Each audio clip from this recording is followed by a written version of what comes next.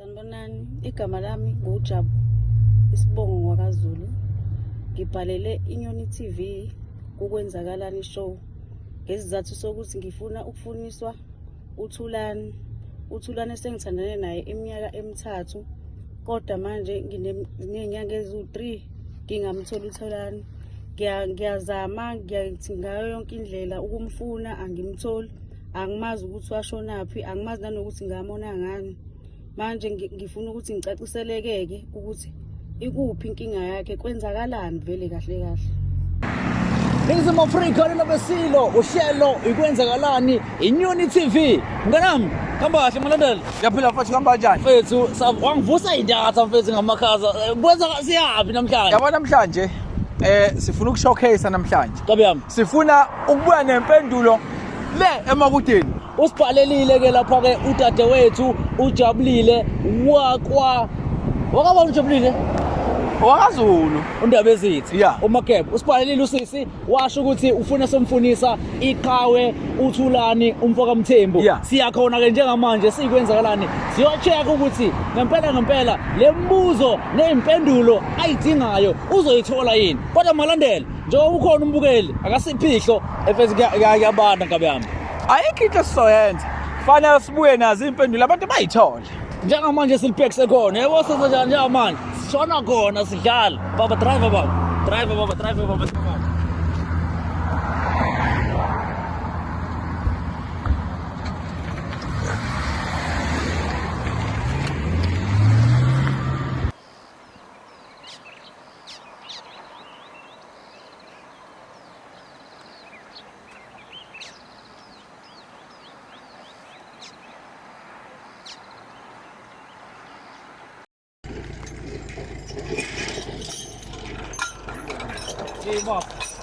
Mfowethu kamanye aphila mfowethu kancane mfowethu baba kancane.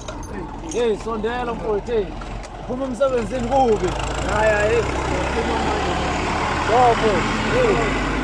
izinto insosebenza nazo lezi. Hayi mfowethu ungathuki ugwatsho mina ngokazungu mfowethu ngihamba nomalandela mhlawumbe ukungibone la kwinkundla zokuxhumana mfowethu. Ngiqinisekise abaningi labantu abagcwele lapha. Hayi kodwa mhlawumbe usibone no mfethu ndoda ungathuki bafu ngoba ngiyakubona ukuthi into ezoqondile ngakubona kodwa ebuhleni kancane mfethu. Awudaba imvunulo I mean bad. Umfoka Mthembu. Hawu mfethu. Awu manje ningazi kanjani ke uSibongo? Hayi phela ngithi abantu abadayisa imvunulo ngathi ngumqhele ngizolela khumbula langa lesikhathi ebuhleni. Ngathi ngumqhele no phela umnazana lapho wabuza ubani ngathi hayi umfoka Mthembu. Usebenza khona la? Hayi sebenza khona ngaphakathi ecompany la. Oh. Cha Mfoka Mthembu singaluli kakhulu ngoba ngiyazi mhlawumbe ujahle nasekhaya. Cha mfowethu ugwatsholo umalandela lokhuluma naye. Mfowethu uhlelo sisuka ngaphasi kweNyoni TV, i-channel ke edlala lapha ku YouTube. Le channel indlela esebenza ngayo iyaye nje mfethu sibhalelwe umuntu ensukwini sebudlelwaleni naye noma enike nathandana naye phambilini. So uyasibhalela bese kube ukuthi ke ufuna ukuthola impendulo noma ufuna ukugculiseka ngento mhlambe yaniqhelelanisa nagcina nihlukana yabo. So ke thina sabantu abasiza labo bantu. So ke kunomuntu ke wabasebudlelwaleni naye esihamba naye. Umuntu onjani ke? Wena bafu obesebudlelwaleni naye. So lo mulo ke sihamba naye bafu. So thina nje ikwenzakalana umuntu uyasibhalela ngabe sishilo bafu bese sifika ngqo sicinga sesifike ngqo la umuntu afuna ukuthola khona impendulo. So bafu umvelasa ngithi. Yeah, impela. So noma singamusho usisi ngoba sihamba naye mvulele mvelasa mvulele emalandela futhi. Ungibiza Mthino bafu. Sengize ngibiza naye. Usisi ngikanti uyamazi usisi. Mandaba ezithi uyamazi uJabu. Uyamazi usisi. Yeah, uyena sisike osibhalile thina nje yokwenzakalana. Wathi uyafisa ukuthi size kuwena noma sikufune ezikuthola ukuthi usebenzela ngakuphi ngoba sesikutholile bafo. Sixolisa ukubambelela bafo. Kodwa kunodaba afisa ukulidlulisa kuwena. Nawe futhi mhlambe odabeni alidlulisayo nawe ube nesayidi malandela ngiraya. Yeah. Ozolisho baba lapho nje futhi uthi ubani? Mina ngugwatsho mfethu.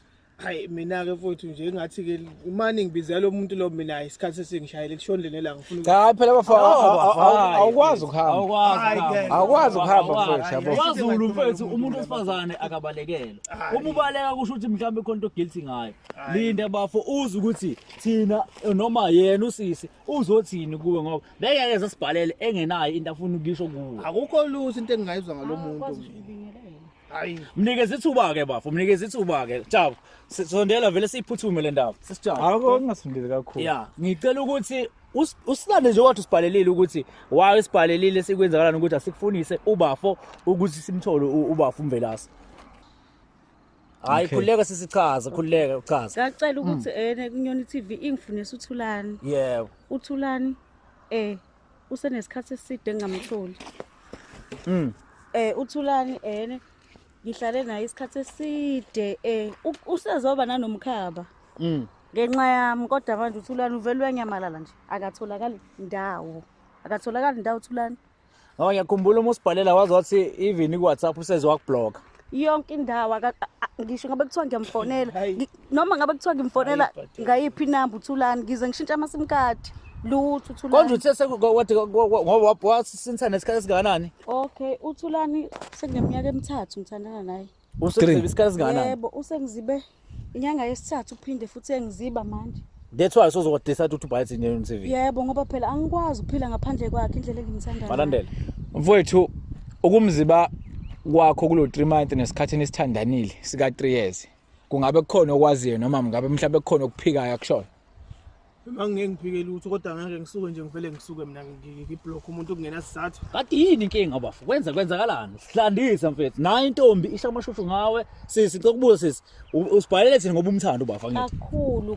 Okay bafu. Sinikeze bafu ukuthi why uignore umuntu wesifazana othi uyakuthanda. Bancane abantu abakulandela kanje. Azakulandela neTV ngoba ekuthanda wena. Yilokho nje akushilo ukuthi nje ungilandelela ukuthi uyangithanda. Yilokho mfethu sifuna. Yeah nokuthi phela mfethu awukwazi ukuvele uziba umuntu ungamnikeza impendulo. Thina sokwenzakalani siNyoni TV sihamba nosisi osibhalelile wafika kuthina wakhala. Engaqinisekisa ukuthi mina yini impendulo zakhona uyazazi. Yini mhlawumbe ningazazi.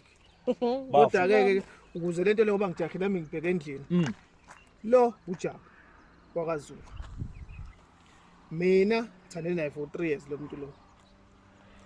Into eyenzeka ukwaba nokugula lo muntu okwamphatha. Eminyakeni esilokhu sithandana mhlawumbe nini last year usuzophela. Kwaba khona ukugula okumphathayo. Like ubekuyile into zesizulu lezi yabo. Yeah. Ngahlala kangananga ngoba phela kulolu khonza kwezinye Nivele nithandana. Yebo njani? Yebo. Siyaphela. So mina ngase ngidecide ukuthi naye ake sihambe ke mhlawumbe siyobuka nabantu bamanga phela yabo. Kubantu bezulu. Masifika lapha yana kwakuningi okuvelayo kodwa okuyisizathu esengithi mina namanje ngingabi seduze kwakhe. Yini baba? Uyasazi. Yisho bafu. Hayi. Lo muntu lona sathi masifika lapha yana sathola ukuthi ni lesi sibongo sakwaZulu asibiza baba. Ngabantu Akusona esakhe lesi sibongo. ngabantu bamanga. Imake. Mana ke malandela nami ngiyangidida ke manje into esho bafu. Kanti utheli kunelo muntu kanti ayabona kahle. Imake isibongo sakwaZulu kwavela ukuthi akusona esakhe. Wavela siphi? Lo muntu lona ubiza isibongo lesi sakwaMthembu. Lese sakho. Lesi sami. Sisi. Mana sisi iyaphambana ke manje lento. Indlela osibhalele ngayo ukuthi akasakunaki uyamthanda kade ni right unamaphupho ngaye njengamanje ubafuveza ukuthi kunobuhlobo obukhona. Wazini ngalokho? Ayikho lento eshoyo lona. Okay ake sihlehle kancane ukugula kodwa kukhona ukugula oke waba nakho nahamba naye naya kubantu abahlolayo. Yebo. Kwafika wavelani lapho uchaza kwafika wavelani lapho. Wena uzabantu nawe wena ongabazi noma ubanga qhumuka kutele leyo nto leyo ayikho leyo nto mina. Okay mana malandela ubuza kahle malandela sisi uthi uMvelase wagula nahamba naye kumuntu wakuveza yena umuntu lo ukuthi ke khona into ekhona lento ayavela kwavelana ngalena lo muntu angimizwanga nje lento ayisho mina imali bathi ukhulelani wena amazi mina ngizofuna yena uThulani okay mama inkinga ke awusichazelanga indaba yesibongo kwathi mina angikhumbuli ezivezele ya iyadida manje yazi ukuthi into eyinkinga ke lamalandela usisi ekhaya sibhalela lapha man awuvezanga ukuthi kanti ninebuhlobo noma ninesibongo esithi asibe sodwa nobafu yabo uzilutho mina indaba zayibongo nangu nje uyasho ini Okay, yeah, nayo nantsonke into ekade ke siyazi ke thina. Usisi umithi. Uyagula. njengoba sizokufuna bafo thina sazi ukuthi usisi umithi wena ukhuluma indaba yesibongo mana malandela uyena bese uyongihla asiqale ngendaba kabafo ukuze size nekasise ukumitha ihambe kahle ukukhuleka Eyokumitha nje into engekho. bafo asiqale la bafo lento yesibongo sokuthi usisi unesibongo sifana ukuthole kanjani Ngoba sengichaza. asinyanga eceleni khona nobunye ufakazi onabo ukuthi ngimandawonye Umalume wakhe. lalela uma lo kanjani chaza bafo Umalume wakhe lo ngithema ngikhola mina enyangeni ukuthi lona sineyibongo ezifanayo. yeah sidakwa And then ngathatha ucingo ngamfonela umalume wakhe. Singamfonela futhi namanje futhi. Lo okay malume lo. uyaxhumana nalo nyazana naye Ngangixhumana naye ngalesa sikhathi ngemali ukuthola isibongo ungashiya phansi. Oyikhathi egula. Ngekhathi egula lona. Ngoba phela kufuneka ngimleke umuntu mayigula kubo. Okay, siyeze khuleleni kwasisi. Bafo usisi uqheliswe uyena uqhele kuyena ngenxa ukuthi isibongo senu siyefana. hayi ngoba imithi Hayi yokumitha nje ngiqala ngani. Waphinde waconfirma kumalume ukuthi beside enyangeni. Waphinde waconfirma kumalume ukuthi isibongo senu siyefana. Impela. ay mana malandela mina ngifuna isithole sis indaba yesibongo sokuthi siyafana nobafo ubuyazi lento leyo ke wena waye ungamtshelanga iqiniso ke ngoba phela kuthina nosibhala izifu umithi ukhulelwe uyakubalekela kanti nizihlobo And awusitsheli hayi ingonyuluka kumele asinikeze siyazi ukuthi thina siza wena la sifuna ukuthi lento egcineni ilungiseke kusizakale nawe Wena phakathi kwami nalomuntu nje isibongo senze ukuthi mina nje ngiqhayele kuyena. Ngeke phela ngisana nosisi wami. wena wamthemba ngithi Yebo umvela. usisi kwena wafika wathi ungwazulu Ngimaze uMaZulu. wasuthola lenkinga Thola le mangabe mina ngenyanga. usumlaphisa Wena ungathandana nodadweni. Usutholile phela ukuthi ke yebo phela kwenzeka inkinga. hey ke Angizabona. Imark Iqiniso lithini? Okay, mina into engicela ukuyibuza Buthulani Yeah. ku distance distance ngayo kusisi. Ngoba phela lento kufanele mfethu kube ukuthi naye uyazi ukuthi yini ekhambisa kuyena. Wamtshela like nje nahlala kanje wamqondisela ukuthi ngeke ngisakwazi ukuqhubeka nalento. From day 1 sibe enyangeni ngamtshela ukuthi mina ngeke ngisakwazi ukuqhubeka nalento. Ngafonela umalume wakhe futhi wayisho umalume wakhe impela umalume wakhe wayisho ukuthi wakamthemba ukuthi udade wabo washona vele eshila ukuthi lengane iyakamthemba. Nangokumithi. nakho ke bafo ke ikese enkulu ukuthi manje yena uthwele ingane yakho sis mana sis uthwele ingane yakhe uyamthanda kakhulu ngiyamthanda Uyabona yokumithi? yeah bafo Angithembi nalonto leyo. manje Thulana ngenze njani Sikenywayo lapha ngeindaba Ngenze njani ke mina? akhona ama pregnancy ngayithenga itest ukutest uma Wakhona ukuyatest lokho mhlawumbe lento iyafojwa leyo ke mina ngisebenza indaba nje ukumitha nakho njena ukhona umalume wena Umalume wakho khona nje. isidakwa ay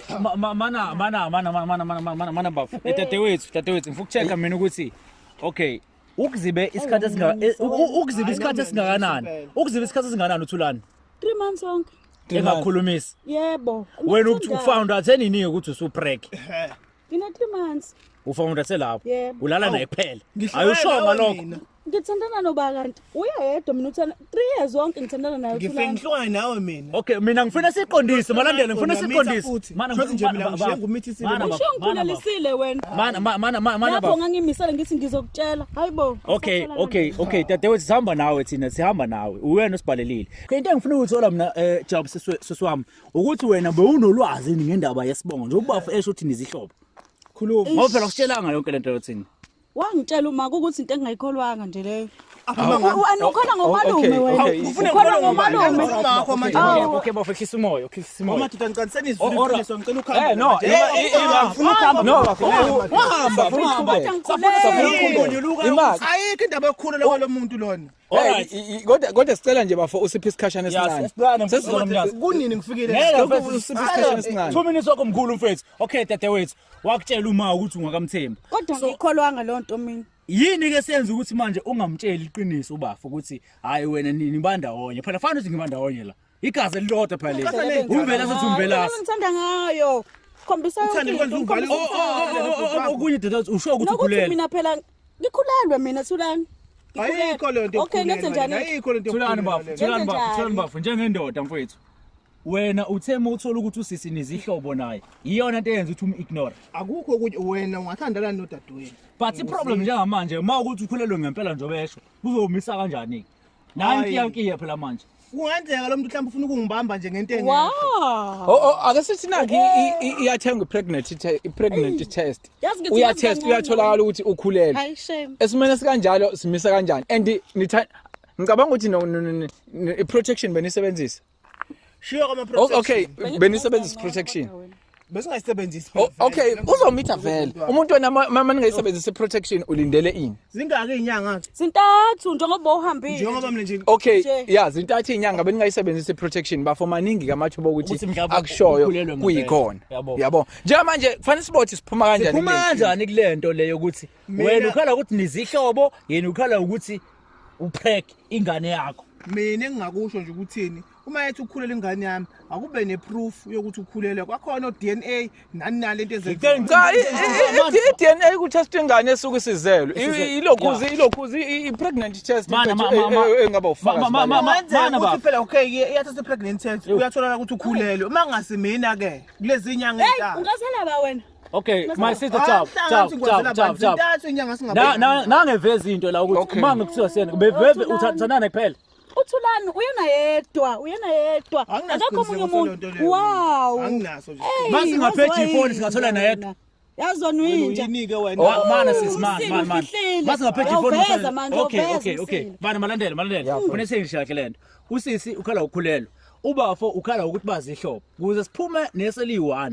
Mfowethu, usisi uthi ukhulelwe ingane yakhe. Wena uthi nizi ihlobo. Mfowethu, siphuma kanjani ku solution ma ukuthi ukhulelwe ngempela ingane yakho? Uyacabanga nje mfethu ihlazo sekuyihlazo phela kwalelo futhi manje kwangalona uphezulu. Ngekhathi uthola ukuthi wakini wamtshela nake nahlala nomtshela. Sahlala phansi lo muntu usakhuluma daza lenkanje ubana manje nimbona idaza lenkanje ngakhetha ukuthi mina ngisuke ngoqasha kwenye indawo. Wena ngitshela wena ngicela ingane mfethu ngoba ingane ifuna wena ingane kanti wena. Ngizozo wena uyazutshela mina ukuthi angikuthandi wena ngikuthanda ngenkhathi. Okay kwathi ngicabanga ukuthi mhlambe mfethu ukhona umuntu omdala ekhakini. Yabakhona omalume ekhaya bakhona nefamily. Bebemazi usesukuthandana naye. Famazi. Mhlambe kwatsho mhlambe lento ngicabanga ukuthi ingaphezulu kwethu kwamanje ngoba usisi ngicabanga ukuthi bengasibulalisa nabantu ngoba awusitshele khona okunye kwako akusikhona yabo wena kuyavela ukuthi uqhubekile wathandana nomuntu wazi ukuthi ubhuti wakho wakini and nawe uma wakho uyaveza ukuthi before ashone okunye wawukwazi ngiyani uthandana la ngoba nasesiyathi ukuthi wena ukhulele ekhaya komuntu cha lento yothando nje manje thina la sisebenza ngento eqondile yabo njengamanje egwatsho ngicabanga ukuthi sishayisana ngamakhanda manje isidinga ingcithabuthopho zesiZulu ezoyilungisa lento ubuhlobo nje lobo bukhona la udinga abantu abadala mfowethu ngizocela mina ukuthi ngemvumo yakho siyithathe inombolo yakho sibe nakho uma kungukuthi uyinsizwa futhi uyinazareth ke unokwenza uma ukuthi uyinsizwa mfowethu uyilaya lento sibe number yakho ukuze usisi maka ukuthi ukhulelwe ngempela masolithe ithethe ukuthi ukhulelwe ngempela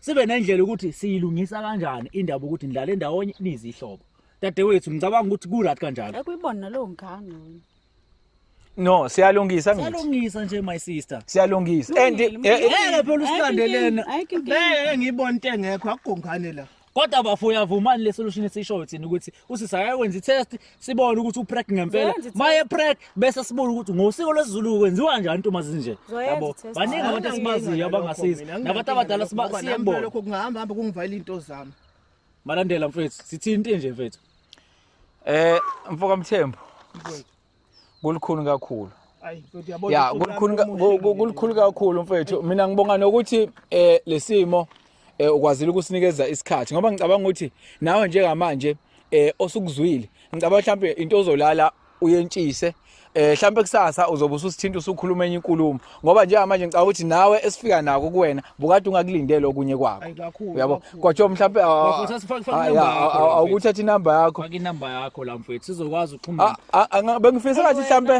bengifisa ngathi mfethu mhlambe lolidaba ungafika mhlawumbe ubathinte noma nabafowenu ubathinte mfethu nabafowenu ngicabanga ukuthi mhlawumbe ikhona into ekufanele yenzeke njengamanje ngicabanga ukuthi ngokwethu Gwajo akuphelile ngoba isixazululo mina la kwamina ngididekile. Okay, ngididekile Gwajo. Sisi. Okay, sesitholile iqiniso. Bese nestory sakho sokuthi wakhulelwa phela. Njengoba setholile ukuthi wakhulelwa kodwa ubafu ukhala ngobuhlobo. Sizama ukuthi silungise lento. So hamba uyokwenza i-test. Siyibone sihlangane nobafo. Mawukuthi ngempela ukhulelwe ngempela ingane kaBafo. Angazi kuzomela sibe nendlela ukuthi abantu abadala ngosuku lwesizulu yenziwa kanjani into enje ngoba into enje iyichilo. Yabo. Okay, yini ayiphethe usisi mhlambe Bafo? Ilento yemimoya ngoba wayelokho enokukhala ehayiza lento ngabona ukuthi nalento lena ayilonalohlobo lwabantu labidinga abantu bezulu. No, okungenzeka futhi weBafo ukuthi mhlambe ngoba phela umuntu unemoya nanesibongo noma ukuthi asiqondi kahle futhi kwavela futhi lokho ungangena emlonyeni futhi kwavela lokho ukuthi inkingi inesibongo uba ngazidalwa. No, bafowethu mina ngicabanga ukuthi malandela sesitholile ingqikithi ukuthi kwenzakalani la. Okay. So isibongo sakwaZulu. KwaZulu komalume. Sikhulele kaZulu mina. Lo mthembu lo qhamuka usuqhamuka into engikaze ngize ngikholelwe kuyona. Kodwa bake wakutshela ngawo. Kodwa ngoba phela namhlanje siyona edala inkinga lo mthembu loyo uthona bongakholelwa kona kodwa uma sisona usho wena talent inzima. Usisumile ukuthi uthanda isoka lakhe. Ngithanda wena kodwa. Okay, Gwajo ngoba bafethu kuhlwile. Angazi. Ngicabanga ukuthi mfowethu siyaxolisa nokuthi mhlawumbe uthi ubuye emsebenzini bese kuba khona ukuphazamiseka nokuthi sikufakela izinto eziningi ekhanda. Kodwa mfethu besifise ngathi mhlawumbe lolu daba ungakufika mhlawumbe udlulisele nasekhaya. Uyabo? Ngoba nje manje into engizoyenza ngoba sifuna ngidlulisele. Sikhuluma sime emgaqweni ngoba bekufuneka wena. Thina siwenzele umsebenzi njengokwenzakalani njengenyoni TV ukuthi sifike sizoxazulula impendulo zitholakala. Ngicabanga ukuthi nobabili manje amasayidi kuvele isayidi lakho livele nelikase silivele nawe angithi usiyasibona izathu esenza ukuthi abalele kodwa Thulani ngicabanga ukuthi Gwajo ngokwethu mfethu into nombukelo wethu wayazi kwenzakalani aliphele lo daba Bafo ngokuzotha zokuthinta ngifonele ekhaya mfethu sithola indawo noma size ekhaya kini noma kodwa nje abantu abadala sibafake nawo tatele solandela nesikhaya komalume ukuthi ngoba le ndisithinta amadlozi ithinta izinyanya uma kuhlangana abantu bandawonye alipheli lalo daba mfethu solilandela yabo. Mfowethu siyabonga kakhulu. Siyabonga mfethu. Indoda mfethu ukuthi usinike ithuba lokuxoxa mfethu. Siyabonga mfethu siyabonga. Siyabonga. Ngoba inamba yakho sinayo. Thinta. Hayi uthini. Alright, malandela mfethu. Udaba ebesingalo namhlanje bekudaba olujule kakhulu. Mfethu, udaba lobuhlobo, udaba olujule kakhulu. La sibuka khona uThulani nentokazi lapho uJabulile. Yabo. Yeah. So Bafo ngifuna nje abahlaziya abayimeli bekwenzakalani. Njengamanje asibuke isimo sika Jabu esibhalela thina nje kwenzakalani eqamba manga ethi noma efihla ukuthi lapha ya unobuhlobo obukhona. Masifika kuBafo sesifica ukuthi khona ubuhlobo obukhona. Malandela mfethu wena uyibona kanjani le ndaba le ngoba kahle isikhombisa ngenye indlela ukuthi uthando lehlobo luyabambelela. Uthando lehlobo luba nento esolid enza ukuthi kungahlukaneki. Angazi ukuthi kwenzakala ngama feelings. Gwajo mfethu lento yanamhlanje ijule kakhulu mfethu ngoba isizathu engicabanga ukuthi simenze asifihlele ukuthi bazihlobo. Ngicabanga ukuthi usabe ukuthi mhlawumbe mayiveza lento mhlawumbe udaba lakhe asulithathela phezulu. Okengesiloko iqiniso lokho ngoba ukuvela mfethu kokuthi uzithwele noma upregnant leyo nto bekufanele Bafo sithathele phezulu ngoba sikhuluma ngomuntu osesiswini ozozalwa kusasa. Uyabo sokushiya eceleni okwehlobo but sikhuluma akasibukele umphefumulo azowuzala ebe usingle of mother. Yes. Okay Chawo. Kodwa ke le ndaba igaxa both side ngapha nangapha kodwa kasibuke kumfowethu uMvelasi ake simbuke njengensizwa yasemakhaya njengensizwa yeNazaretha ingela iveza ngayo indaba yobuhlobo uyakhomba ukuthi ukhwele emakhaya bese ekhomba nokuthi uyayirespecta ngoba simbona iziba intombi ayaliwa kwaZulu fanele simbona eyiziba intombi but asibuke intombi eqobolwayo inokuthi yona ikhechile lento esho nje manje yona ikhechile ama feelings futhi ifuna yena while bayizihlobo but the west part manje sekukhulelwe so nje manje nathi sikwenzakala nje fica sesisenkingeni ukuthi sithatha liphi isayidi njengamanje ngoba ukhulelwe ubuhlobo ngala isidinga ini abantu abadala. Ngiyacabanga futhi usakunto abantu abadala. Mina Gwajo isifunde ngisifunde namhlanje. Ngiyafisa Gwajo. Abantu abadala mfethu abake bezilungisa izinto besaphila. Abantu abadala abake besilungisele indlela zethu thina abantu abancane ukuze mabehamba singasali nezinkinga ekwakufanele zilungiswe yibona. Ngoba nathi njengoba sikhule sizala izingane balandela kunezinkinga nathi esizozenza ekufanele singahambi singayilungisile. Njengamanje sekufanele uqale ulungisele ubaba wakho usanempilo nawe ehlalela wena. Ileso nje sifundo mina Gwajo engisitholile ukuthi abazali mfethu abake besilungisele bafethu izinto kusanesikhathi. Mfethu obafo uThulane nosisi uJabulile lento isinikeza kusobala ukuthi uthando lwehlobo yinto vele ekhona kodwa manje kunzima ukuthi ibe lulu kuyiaccept mfethu. Siyamthola lapha mfethu umthembu ukuthi lento kaMaZulu akayamukeli. uMaZulu into engibukile lapha Gwajo uthando labo akazange eyinake lento yobuhlobo. Yes, akayinakanga lento yobuhlobo uma ukuthi ukhulelwe ngempela. Ngicabanga ukuthi isiyinkinga ke manje ngoba yena wayithatha lento ngama feelings. Wayithatha mhlawumbe ngemfudumalo mhlawumbe umthembo wemnika yona. Kodwa wase engabheki ubungozi bayo ukuthi okay lento uma iqhubeka and sitholile ukuthi ubeyazi yonke futhi leyanto ubenalo lwazi ukuthi ubengayinakile futhi ngiyacabanga ukuthi akusiyo umuntu okholelwa entweni zesintu njengomthembu yabo. So ngicabanga ukuthi futhi esinye nje sesifunde ngisitholile ukuthi akufanele sisebenzise kakhulu imizwa uma sisebudlelwaneni Gwajo. Mfethu kahle kahle malandelela igaxa zowu2 lezi. Ayigaxa lezi. Igaxa zowu2 ngoba le ndaba sisayilandela mfethu so seyichitha njengoba siqalile. Enye into esiyibonayo umthembu ubuya kuyinsizwa ekholwa kwinkolo yamaNazaretha. So le nkolo lana iyawahlonipha kakhulu amasiko. Iyahlonipha kakhulu izinto ezithinta umsamo. So njengoba yena emzibile lenyanga zo3 okhomba ukuthi uya-understand ukuthi udadewethu lo. So intombi kwaZulu mfethu ke ngokwesoka ayaliwa sitalo azothi intombi akusakufuni. So utshengisa ngama-sign ukuthi no ngiphumile kuwena. Okusho lento ayenzile ubapho yena intombi useyalile. But intombi yona isenama-feelings okuthini mina ngiyamthanda. So thina esiqinisekisa njengoba hleze bayimele manje ukuthi sithola ukuthi uprek ngempela yini usisi.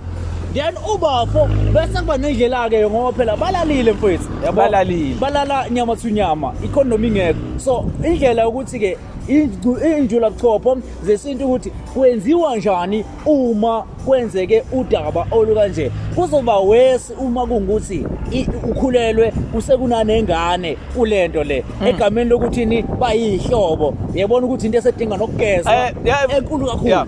Futhi akuzonana nehlobo labantu abandawonye abantu ngoba phela babizwa semthumvelasi. Qolami enye into mfethu ekufuna siyibheke njengoba sihlaziyela indaba. Abantu abadala noma ngithi abazali bethu asibasoli but uma kwenzeka into mina nguzungu ngisathi nguzungu angitshayele phela masengikhulu because ngibona intombi nami mfethu nami ngibona kanjalo. So nentombazana okungenzeka ukuthi ibe nakho lo ukuthi since yazi ukuthi wena inyakazulu kanti inyakamvelase vele sithola insizwa lapha kaMvelase siyakhetha yenza yonke into enesikhathini samanje sesikhathini la esiphila khona izingane ama feelings asheshe abambe sibehla nama conflicts nazo zonke izinto. So ingozi lento ukuthi ingane ingatshelwa iqinise encane. Mfethu ababukeli siyacela ni subscribe ku YouTube yethu ukuze basenzani subscribe la nali button ukhokoze lapha usubscribe wenzela ukuthi uma sibuya nesinye isiqephu esilandelayo ukutshela ifoni yakho ngokwe notification ngesiZulu. Hayi ngesiZulu ikhona igama lesaziso. Isaziso sizothi ngiqe isaziso ukuthi naba ke futhi bebuya ukusubscribe ukusiza lapho. gijima uye ku-YouTube uthi @Inyoni TV, ku-TikTok @Inyoni TV. Lapho ku-Facebook mfethu la abantu ababhala khona. Umuntu akangena enika isikhathi. Ku-inbox. Futhi umuntu basibhalela malandela akabhali iqiniso. Iqiniso ngoba mase sikhona odabeni njengoba kade sikhona odabeni lasisi sitholile ukuthi ubhalile kube namanga akhona wafika information. So uma ubhala la bhala yonke into according to mase sil-attend idaba lakho sil-attende zonke iminqa noma inakhuzi indawo